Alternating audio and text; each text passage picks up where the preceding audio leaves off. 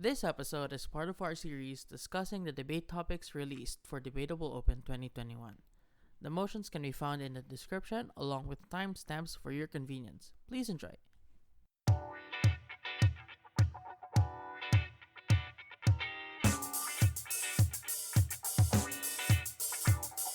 Welcome back to another episode of Debatable. Today we're joined by our Econ Motion contributor, Luigi Alcañeses. Luigi is the Open semi-finalist of Cambridge InterVarsity for the year 2020, was the Open quarter-finalist for Oxford InterVarsity in 2020, and Open semi-finalist and 6th best speaker of Asia during the last ABP held in 2020 as well. So hi Luigi, thank you so much for being here. Hello. Thank you so much for having me. It's really a wonderful opportunity to be here. Yeah, so before we begin with the actual motions, we have to ask a question that we ask all of our motion contributors about their particular topic, which would be yours, I guess, Econ. What do you think makes Econ motions very unique, besides the fact that people have a big fear of them, including myself? Yeah, definitely. I think that economics motions are mostly different from other motions because they're the ones that are mostly systems based. And often economics, it's really scary because you have to think about a lot of theories and a lot of models and a lot of math. And I think that's a misconception that most people have with respect to debating in particular, that you have to always memorize a lot of equations. But really, economics is really all about systems and really all about how transactions are regulated, how they are formed, how economic agents and individual stakeholders behave with one another. Those are usually the most important things that people have to take into account with econ motions. And that's why I think they're the most fun because when you think about a system, you think about everything that interacts with each other, and that's the best potential for econ motions that it has. I like that you made a distinction between, debating economics versus like actual economics. Because like in actual economics, that's where you look at the math. And like I love that we brought you into this as opposed to like myself or Venti, because Venti and I both like, if you look at our notes in an econ motion, sometimes it's just straight up formulas and we just talk about the Oh formulas there. God, yeah. So Yeah. if you were a novice debater and you didn't have like knowledge about these formulas or even about these systems, for example, like you don't know how exactly the system works, how should a novice debater handle these kinds of motions? Like how can they intuit those systems even if they haven't read up on the particulars of those systems? Of course. So I want to make a disclaimer first. The first disclaimer is that don't fake it if you really don't think that you know it. And I think that's the biggest problem that many debaters may have when they encounter an economics motion, that they try to force supply and demand analysis into every argument for no reason at all, even if it really doesn't make sense, particularly in that particular context. And in those debates, it's better to simplify your language first. And my first tip is break down the motion into its simple terms, like we always do for every motion. But in econ motions in particular, break down into specific agents and specific actors and specific transactions, and identify what are the costs and benefits that come from a policy. There's this trend right now in debating where people talk about the delta in debate. I like the triangle in math and all of that. Oh But God, you're right. really though, all that means is what is the change in this debate? What is the net change that happens? And in economic terms, that's like the marginal difference in economics. But in debate, that's just the change. That's what you're looking for. Look for that change. And that's where debates and arguments usually lie. All right, thanks for that. I think as someone who doesn't like econ motions, I also benefit from that kind of advice. So I really appreciate it. Thank you so much. So let's jump right into the first motion, which I particularly really like because it is also about politics in a way. It's about trading more with regional blocs as opposed to international bodies.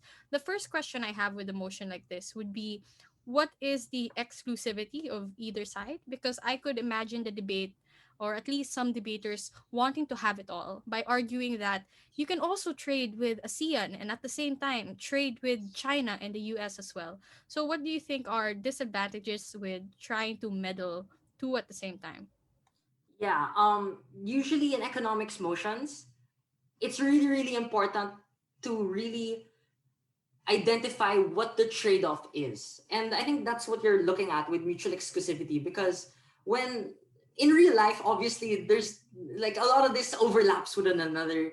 Regionalism interacts with globalization all the time. And I know I'm using some big terms here, but essentially regional trading agreements and regional actors always interact all the time with global superpowers. But what I wanted to challenge with this motion in particular is try and identify where in which regionalism becomes like it comes into fruition its own benefits. Like where does it bring its own benefits that are exclusive when they particularly trade with one another without global superpowers interfering, without them influencing those trading agreements, or without them leading those initiatives themselves. So I think the most intuitive part of this motion that um, they have to address first is how much leverage do global superpowers actually have? And how much do they influence current trading agreements as different countries attempt to trade with one another today? And then that's where the motion comes in. That's where the exclusivity of everything comes in.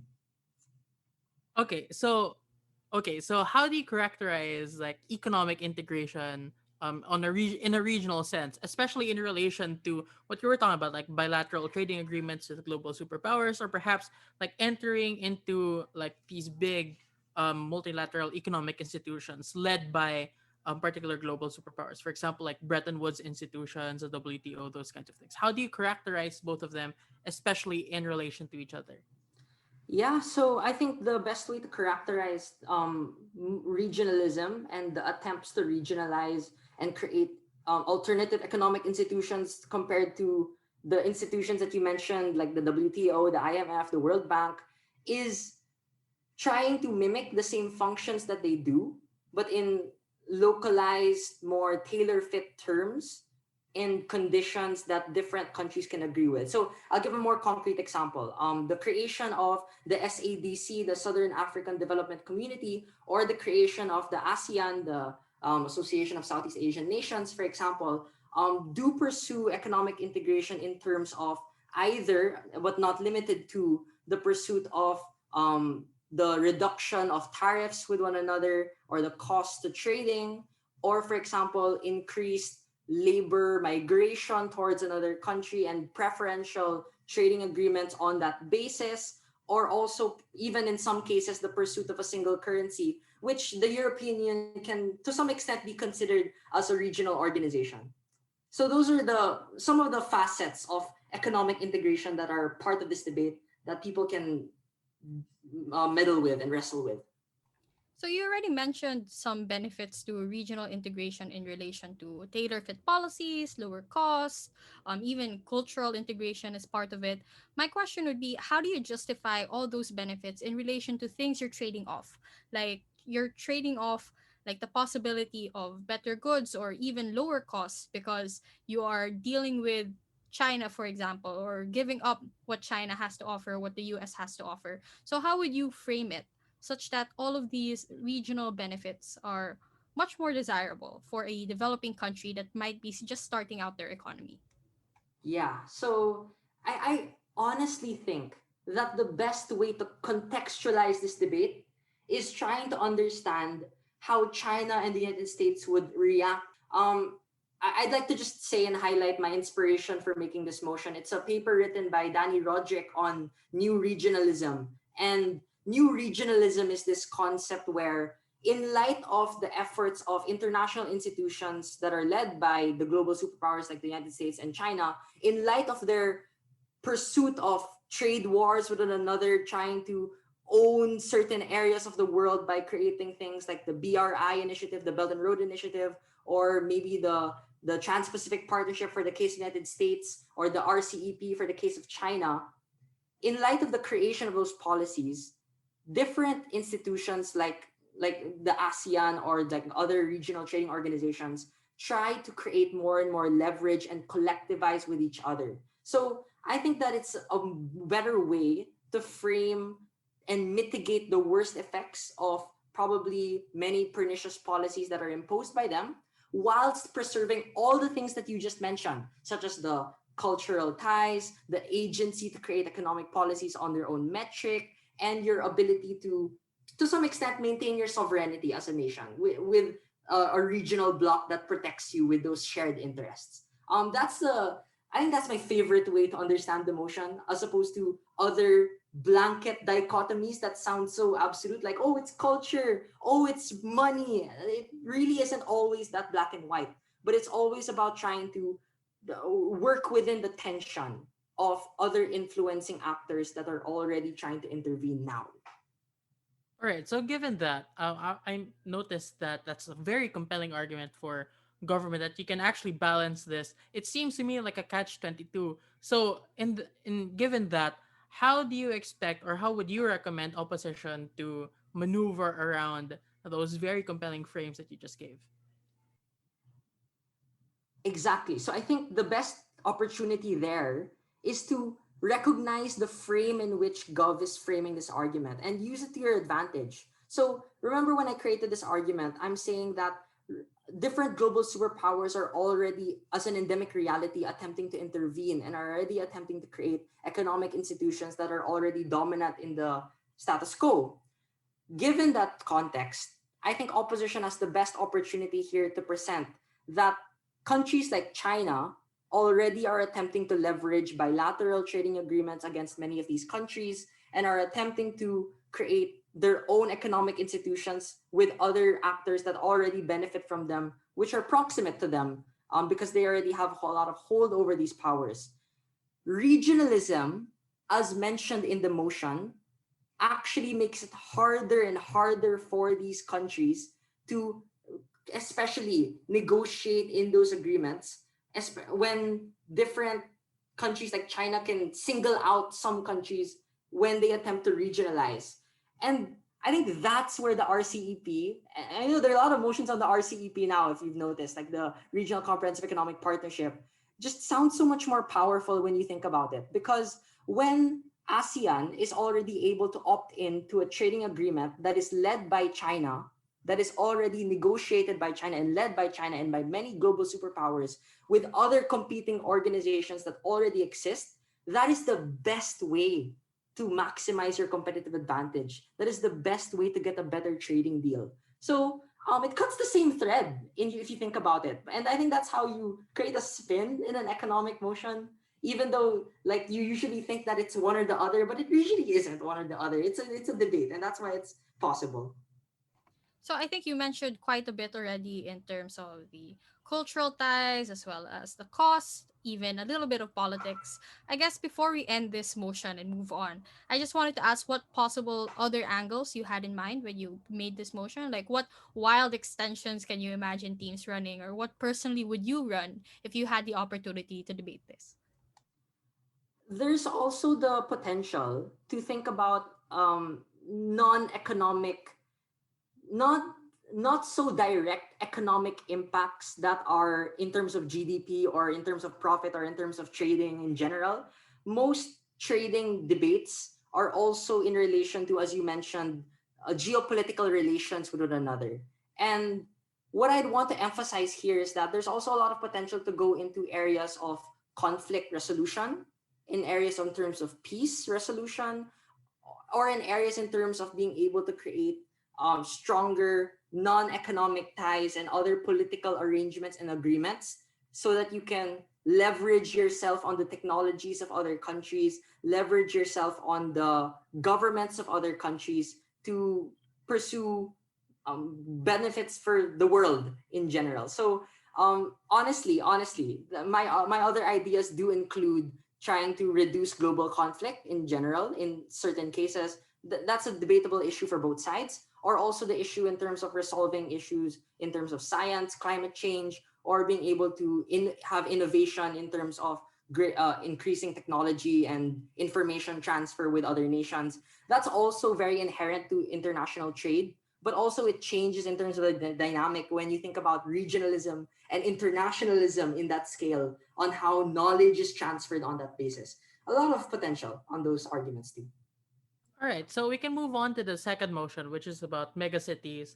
Now, megacities are cities that have more than 10 million people living in it, and how they should be run by multinational corporations. Our first question is actually, what do you mean by being run by multinational corporations? Like, would there be any like transitions of power that will be involved in it, or like how will they deal with the day to day like operations or logistics that comes with running a city as big as a mega city? Like, will they also be replacing the government? Will they be like working side by side with the government? All those different like considerations that government would be thinking about when they're trying to characterize this motion.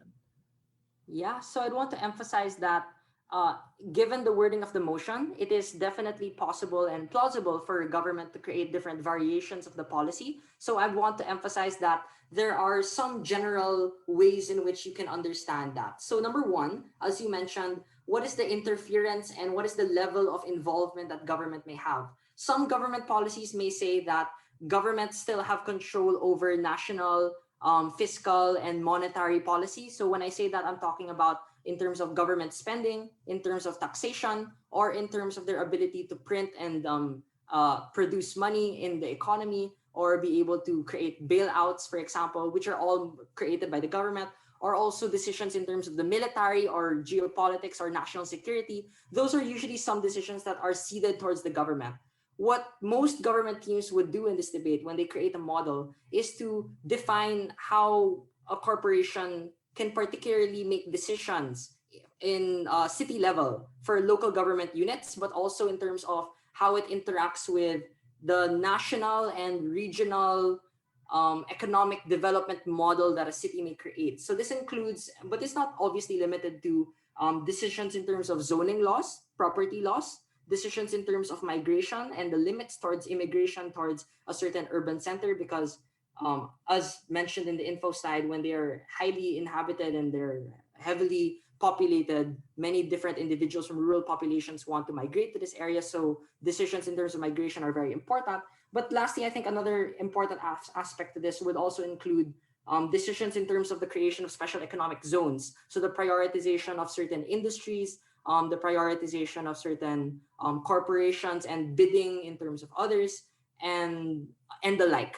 Honestly, I'd want to emphasize that one of the important facets of the model do include making it clear as to which corporations will be in control. So another aspect of this debate that may also be included might include what type of, will it be a single corporation owning the city? Will it be a multi-corporation shared model with different board of directors? Will it be modeled in that same way? Will there be a bidding process to decide which corporations are going to run this city? Will there be a veto mechanism wherein populations and individuals will be able to vote against a certain corporation or decide in favor of other corporations? There are many aspects and decisions that are also to take into account, but obviously each and every one of those safeguards may or may not diminish or enhance a certain principle that you want to forward. So it's very important to be very clear as to when it can do so or when it won't. My next question would probably be about the megacities angle itself, because I guess for a motion like this, you need to understand what makes megacities very different from regular cities or other areas with less of a population. So, besides just the population angle, what makes megacities unique such that you might want to consider leaving the power with other entities such as corporations? So I want to emphasize that the population angle itself is not just in terms of a large population that is already existing, but it is a growing, rapid population that that is constantly changing in terms of its workforce. So I want to focus on the labor aspect in this part of the debate, where the most megacities across the world, and as projected in different studies from the United Nations and other world organizations, do project that most megacities in the near future are going to be composed of developing countries, which bring in the problem of the lack of skills, the lack of education, the severe lack of regulation and regulatory environments to be able to be conducive for many of the different workers that will enter into these areas. So it is very, very important to consider, are governments capable of being able to handle this vast amount of individuals that will enter a certain area in a certain city? And will they be capable of making optimal business decisions that will increase the overall welfare of many of these workers, or increase the welfare of many of these corporations to create a conducive competitive environment? To give a more concrete example, I'd like to say that most megacities also do incur the problem of what we call the informal economy, which is to say that there is the problem and the expectation of having a formal job for many immigrants that will go towards a certain megacity, but fail to do so in the process because they end up in structural poverty and they end up in intergenerational poverty afterwards. Because of this, it's very important to also consider, are governments capable and able to make decisions in terms of education? Are they capable of making decisions in terms of innovation and investing in the certain requirements and capabilities for many of these individuals? And what is the structure that is created from this? So now I want to just briefly talk on some distinctions that people may create in this debate. For example, government may mention that most corporations run on the basis of shareholders in terms of earning and maximizing the share price of a certain company. And this in line coincides with many of the incentives that also exist within a certain megacity. Many megacities become highly financial, highly business oriented, highly industrial, and many of these considerations are very much in line with how the profit optimizing mechanisms of many corporations may do so. So now, tying in that with the labor problem and the regulation problem I mentioned earlier, it's very important to consider whether or not corporations will also do that in the future. Obviously, that's debatable in terms of incentives, but I think it's a very, very important realm of this debate that is also part and should be considered. Okay, so in this motion, the issue seems to be similar to debates about nationalization, where like one side will question government capability, the other side will question whether corporations even have the interest in protecting, like the public or the public's interest. So you already tackled the first part, which is government incapability. My question is, what is it? What is in it for the corporation? Like if you were in government, the first thing that you'd have to do is to say, well, governments aren't necessarily capable of running megacities. The next part would be like, why would a corporation necessarily fare better? Like, what's in it for them?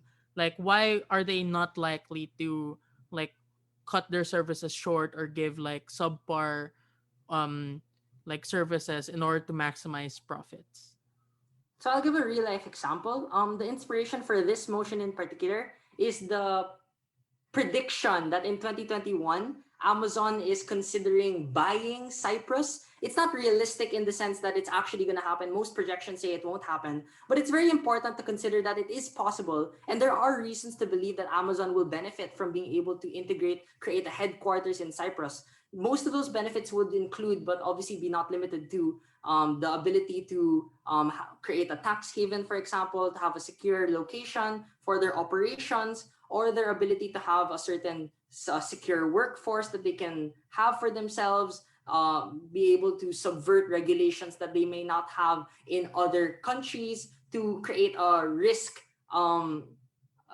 reducing mechanism where in one country, if they are able to run that city, they are able to have guaranteed profits that there's going to be accrued from that city, and therefore they don't have to think and consider of the risks on other cities, and therefore the overall behavior is going to be less pernicious for Amazon or less pernicious for a certain corporation. Those are some considerations that are also debatable in and of itself, but many benefits do come from being able to own and regulate a city, especially if in this debate, in terms of the context, the potential is becoming incredibly high in terms of a workforce because of a high population and a booming population with the potential of training them, giving them skills, and specializing in a certain industry that is optimal for a corporation because they can have what we call in debate the interlinkages that they can maximize upon themselves to create in economics. The term would be the economies of agglomeration, where different firms and different organizations can work on the benefits on one another. And that's all controlled by Amazon. That's all controlled by a corporation. All of those benefits are really good in terms of the prospects for the expectations and how they can project towards the long term. And that's why they really like that. Now, to address the question on will they not be bad? And in essence, the question of the debate then becomes that to the extent that governments and corporations both have their own incentives to maintain their reputation, maintain their hold on power, and to assert their control over their population, be it through an election or be it through maximizing the wealth of many of these populations.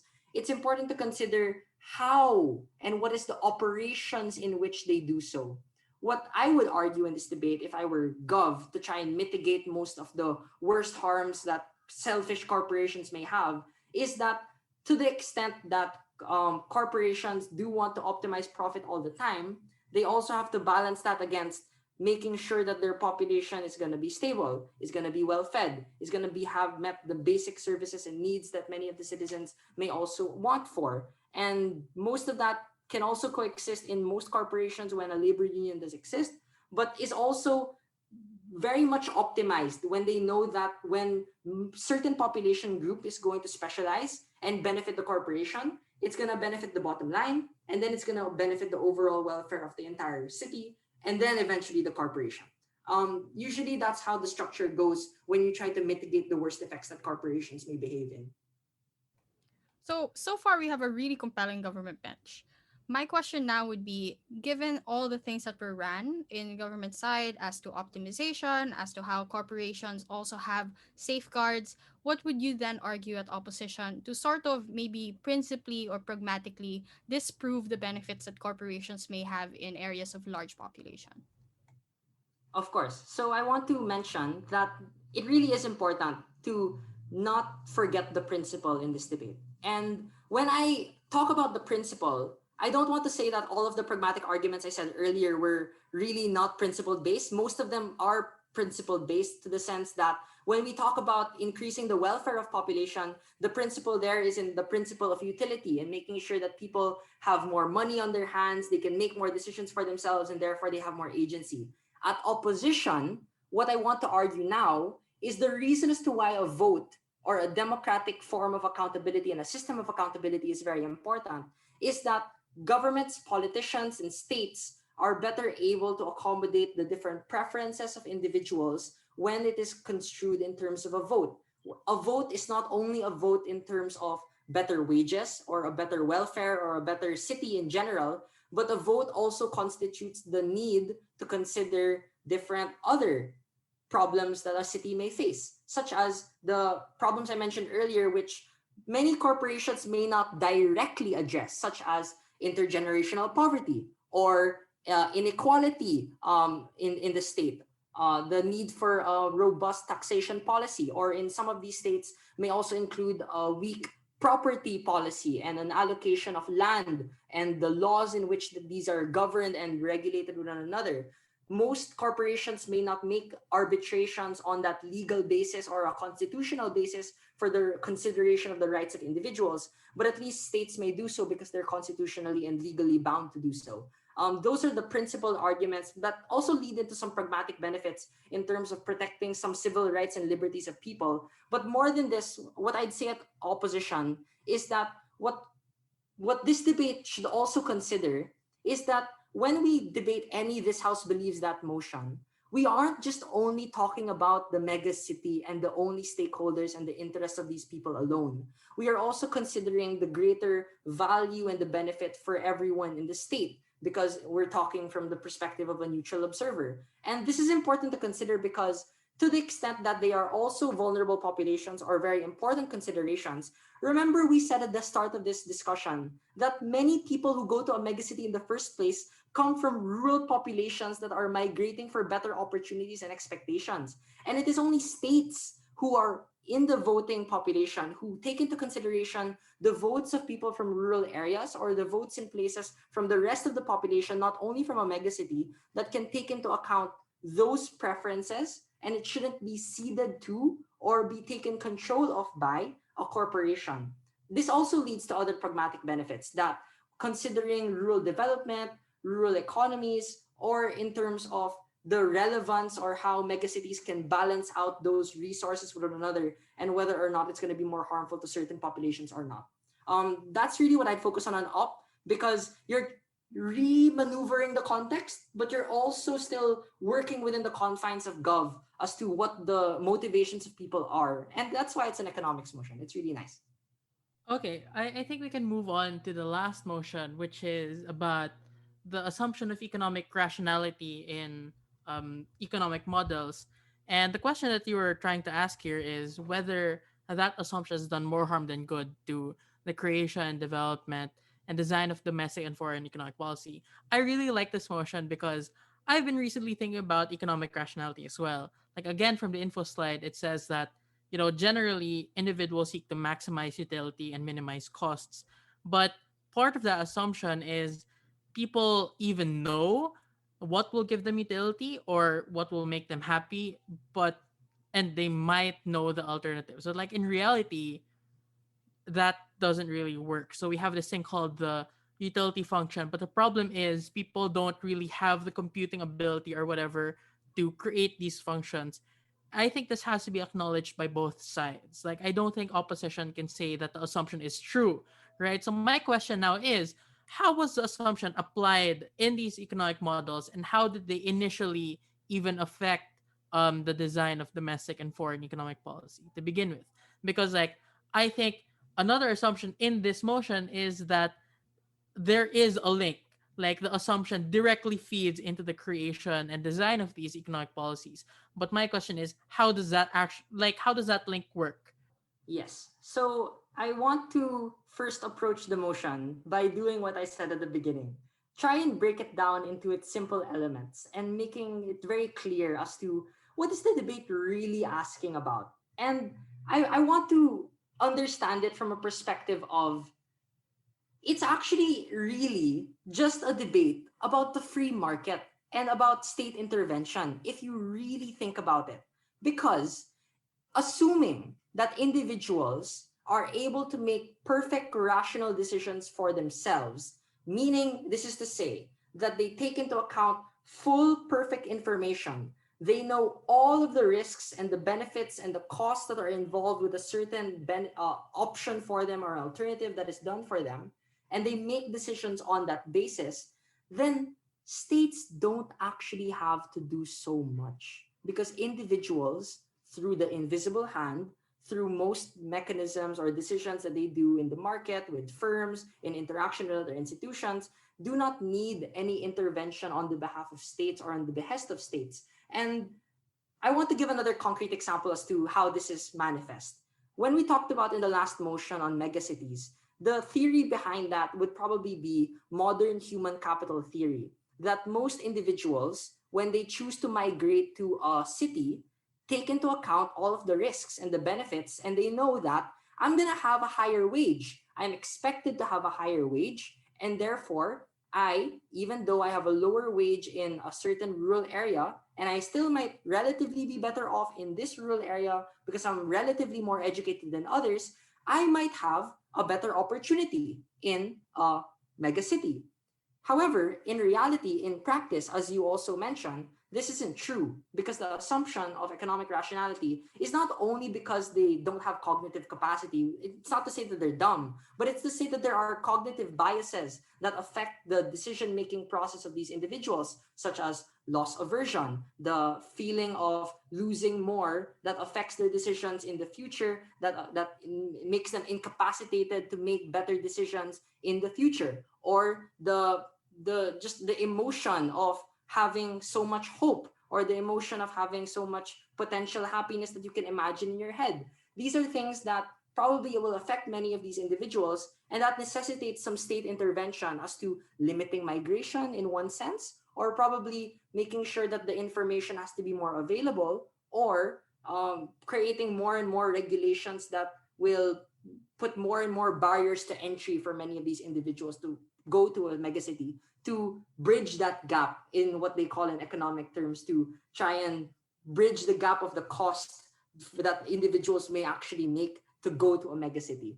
So I don't want to go and talk about megacities now again, but I do want to say that it is important to consider that the assumption really has implications in domestic and foreign policy, in the sense that when you presume that individuals are rational actors and they have perfect information and they will always act selfishly and optimize their profit for themselves, you are also saying that they can take in those risks all the time, and that they are always capable of shouldering those risks in every case. The best example here would be the 2008 financial crisis, which notably had the assumption that many individuals could take many of these loans for themselves, and many of these banks could operate on free will and free opportunity without much regulation and oversight from the government, because they could make their own credit rating agencies, they could evaluate the risks of these individuals, they could understand whether or not it's going to be beneficial in the long run, when in reality they were just exploiting a lot of people in the process. And that is where it necessitates some domestic or foreign policy to try and regulate many of this behavior, because it's imperfect, because the assumption is not true. That's how I frame the debate from Gov, and how I frame the debate in terms of how it influences policy.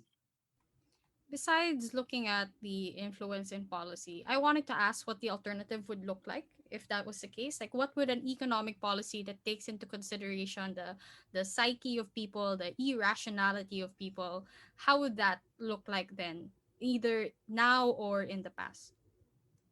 Yes. So I want to emphasize that the insight and the inspiration behind this motion would be behavioral economics, the study of behavioral economics, and the understanding of bounded rationality, that individuals do work within some sphere of rationality, or do work within some sphere of uh, trying to influence their decision making behavior given the limited capacity that they currently have. And the founder of that would be Richard Thaler, who I'd encourage a lot of people to really study on and read about in the future, because it's I really love behavioral economics. Having said that, I do want to say that understanding how it affects future economic policy and the alternative really just would be a state that is hesitant, and a state that is more cautious in approaching the behavior of different firms in the market, or the behavior of different institutions, the behavior of different bankers, the behavior of different businessmen, the behavior of different corporations. And a state that is more hesitant and more cautious would likely impose more regulations, would likely give more leeway for labor unions to possibly lobby in governments, or would probably also be more open to other models and other theories that are behavioral based, psychology based, and also probably maybe civil based, NGO based, or maybe to some extent also gender based or civil society oriented based policies that also consider many other aspects of development that people should consider, because those are the other aspects people actually consider, like their morality, like their emotions, like the psychological biases they have, understanding their behavior in those aspects, and whether or not we should continue to do so.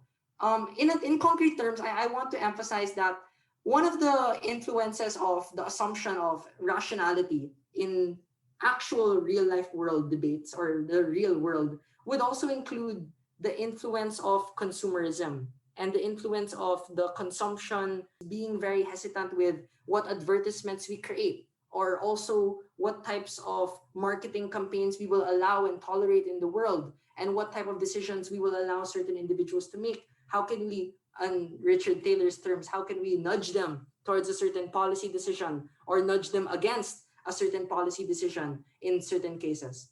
These are all very important considerations when you think about the debate. And intentionally, I made it a wide debate because it really is full of opportunity and breadth. But at the core of the debate is really just about what is the role of the state in relation to its people, and how can they make, and can they be trusted to make these decisions themselves.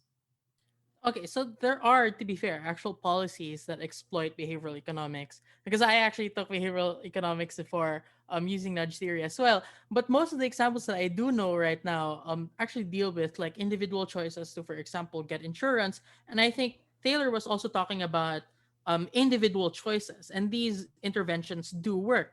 But my question is, well, a lot of our economic problems come not from individuals but from bigger firms with their own personalities, and those firms might not necessarily like be victims or or be susceptible to the same psychological biases or cognitive biases that individuals do have.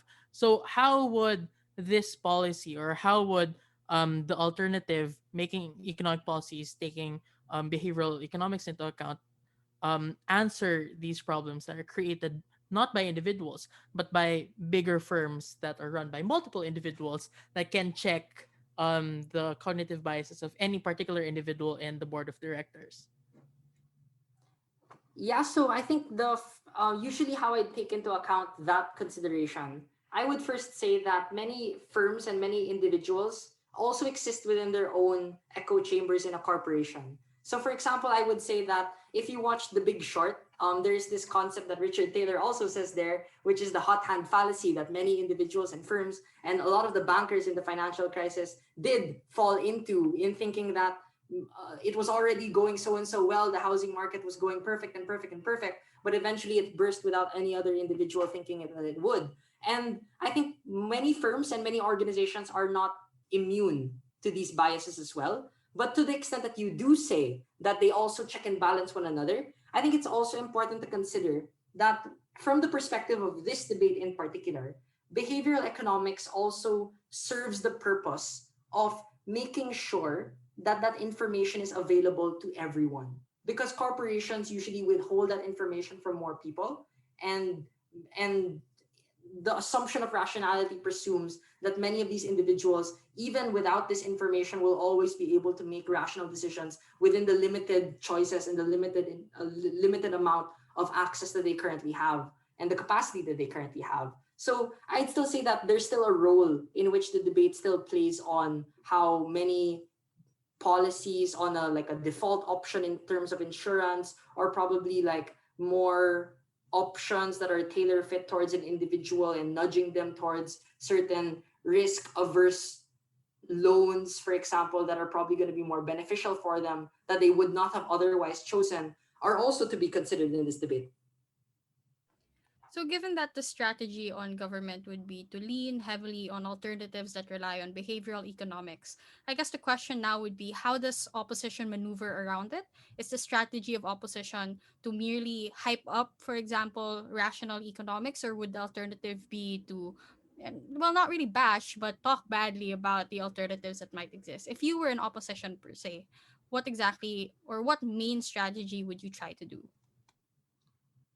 Definitely. I'd want to say that opposition does have to defend a world in which the economic assumption of rationality was persistent, though they do have to be very clear that the debate is also about understanding the role in which this played in terms of early and modern economic models and theories, and how in which they influence people and their behavior in the future.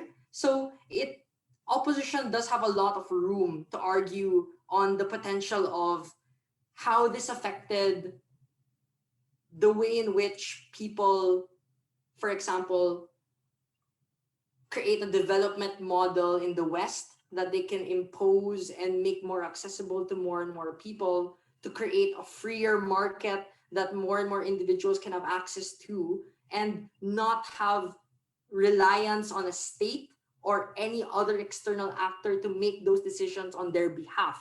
This is a very important consideration, because to the extent that opposition also concedes that the assumption is actually false and is not real in the real world, you are also still saying that to the extent that it is not a real assumption, it is important to still make as an assumption so that people can have more agency and to have more control over what decisions they can make in the future. And states can decide, not need to decide on their behalf, but cede that autonomy towards them. And therefore, on a comparison of models, or on a comparison of what does more harm than good, it has done more good than harm in terms of allowing people to make better economic decisions that have benefited them historically over time, such as, but not limited to, the ability to make loans to fund the education of their children, even if they might take a risky housing loan for themselves or a student loan for themselves, or the ability to, in many cases, to adopt an economic model that that opts in for an international market or an international organization, because many of these international organizations were also formed on the presumption that other developing countries and other organizations are ready to freely trade with one another because of economic rationality, because they can also take into account those benefits and costs for themselves, instead of just allowing Western centric models of development to also reign. I want to be considerate here because I kind of shifted the debate a little bit in terms of a global standpoint rather than a domestic standpoint. But it's also important to make these considerations as well, when you consider how the assumption affected many different states and how they thought of other actors at the same time, which is the study of game theory in this case. Okay. I'm not gonna touch the game theory yet because Yeah. that's like here. I made my thesis on game theory.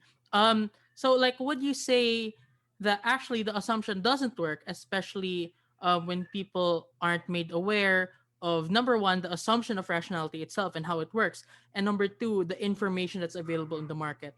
Would you therefore say that the real issue here is one of education? And I'm asking you this because I also did an experiment for behavioral econ where we took a look at the economic decisions of econ majors and non-econ majors, and we found that just based on a purely economic rationality perspective, that regular lay persons are more likely to make irrational decisions just because they have less like econ units, they got less economic units. But like when I made the study, it was more about like selfish decisions or whatever. But I suppose a better way to frame it is like they're more likely to make economically rational decisions. So would you agree with me that like at the very least on opposition, you can say that the problems that government actually gave can be solved if you give people more education about economics? I would say that it isn't an education on economics per se, but it is in terms of making sure that states have a responsibility to make information more and more transparent towards individuals. To, for example, make sure that banks, big banks in particular, are more transparent with the ways in which they craft credit rating policies or the ways in which they decide which risks are more optimal to opt into, and making these available to more and more consumers. I think a great parallel here would be our understanding of insider trading, right? We try and disallow that in the status quo because we say that they have leveraged information that allows them to make better economic decisions than others. So to liberalize that, we prevent that and make sure that the information has to be public to everyone else in the debate. I wouldn't only make the debate only about education, though, as the only determining clash. I would say furthermore that if the problem that you just presented is a problem of selfishness and a problem of the presumption of selfishness that individuals do have and they hold in the status quo, then it is also imperative to consider what are the incentive structures then of um, economic decision makers or economic theorists or economic people in power that are the ones who recommend economic policy to different states and different politicians, and whether or not they can trust individuals to make these decisions for themselves. I think another great example of this would be the unconditional cash transfer model in the Philippines, which works on the presumption that many individuals will make decisions that are optimal for themselves or will make money decisions and transactions that are going to increase their welfare without conditions from the state. Obviously, this is again debatable on both sides, and it's not only an issue in education, but it's primarily an issue of whether or not individuals can still be trusted and whether or not states do have a role in that process. So I really like this motion because, as you mentioned, it's very broad. There's a lot of angles to explore. So hopefully, if you're listening to this episode, you got some ideas of angles that you probably weren't able to touch on. If you have any more ideas, then probably this is a good supplement to things you've already discussed in the round. So before we end this episode and before we end this segment on economics, we have one last question for you, which is a question we ask all our motion contributors as well, which would be, what general advice would you like to give debaters that are just starting out? If they're scared or intimidated or they don't know where to start with their journey, what would you recommend that they do? All right. So, the first thing I'd recommend, and this might be probably different from what everyone else does because it's my motto in life. I'd recommend debaters to operate with compassion and kindness and humility in debate. Debate is inevitably a tiring sport. It is very exhausting. A lot of people get a lot intimidated by a lot of people. They get disheartened when they compete against other people, and debate can sometimes get a lot toxic. And the feelings and the motivations as to why you join debate can make you tired and make you restless when you always make it about the achievements and everything. But my first primary advice for many novice debaters, in particular, when they enter debate, is to really just have fun, to be compassionate, be kind to others, meet new people, make friends, and to learn from others and be a sponge, absorb everything and all the kind learnings and be a great person and be a it's a great community. Debate is a great community that I hope that you can opt into, that you can find some safe space in, that you can like find some comfort in whenever you are troubled in the world, in a crazy COVID world that we live in. It's really, really, really awesome to just be in debate. The second point of advice I'd give many novices, and this is more debate related, is just to uh, take it one step at a time. It really comes very, very slowly. Success is not gonna come in one single tournament. And obviously, I don't expect you to be in debate for all of your life. This is only one part of your life. And it is also very, very important for you to cherish the moment. Cherish the moment and to also just be grateful for every single learning that you can have. And just take into account the fact that debate teaches you to be a better person, to be a kinder person, a more empathetic person, but also to just be a more understanding and critical person of your own beliefs and others' beliefs, and to just think of the systems in the world that govern us and to just be more reflective of that. That's the best opportunity debate can give you that nowhere else you can find. And I hope that this community can at least provide you with that. So thank you so much, Luigi, for giving us emotions and for lending us your time. Truly, your positivity and your wisdom is truly inexhaustible, even if it might like exhaust more negative people like myself. Like truly, thank you so much for agreeing to do this for us. So I think that's it for this post debate analysis and for this episode in general. Bye bye. We'll see you in the Yeah, next Bye. one. thank you so much. Thank you, Bye Idol. bye. Thank you, salamat, salamat, thank you. Salamat.